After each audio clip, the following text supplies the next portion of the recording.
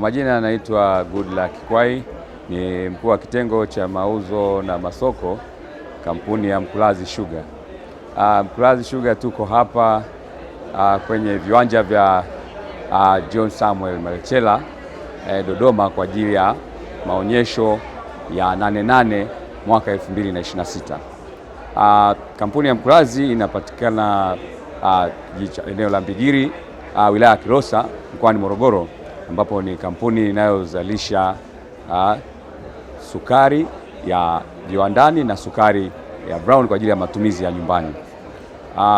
Kampuni ya Mkulazi kwenye maonyesho haya tumekuja na sukari zote, sukari ya viwandani na sukari ya majumbani, na sukari tulionao hapa inapatikana katika ujazo wa kilo 1, kilo 25 na kilo 50. Katika viwanja hivi utafika, tunapatikana katika pavilion ya Agricultural Input namba 2.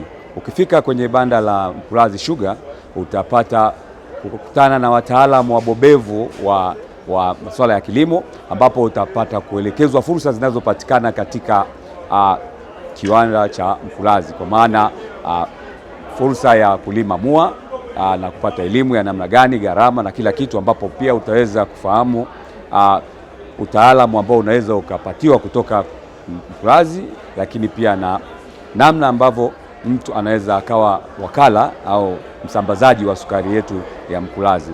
Utapata elimu pia ya kujua namna gani kwa wale wazalishaji au wajasiriamali wa vinywaji au cakes na confectioneries ambao wanatumia sasa sukari ya viwandani. Mkulazi imetoa fursa hiyo kwa kuzalisha na kuwasaidia wale wote ambao walikuwa wanapata changamoto ya kuagiza kutoka nje kutokana na kuwa na uwezo mdogo wa uhitaji na gharama labda ya fedha ya kigeni kwa ajili ya kuagiza nje. Lakini sasa sukari hiyo inapatikana ndani, ikiwa ni sehemu ya kutikia mwito wa serikali wa kwamba tupunguze matumizi ya pesa nje, tuzalishe ndani, kupunguza kuagiza nje kwa fedha za kigeni. Sasa unapofika katika banda la Mkulazi pia utapata kufahamu aina ya bidhaa nyingine ambayo tunazalisha, ambayo ni molasses.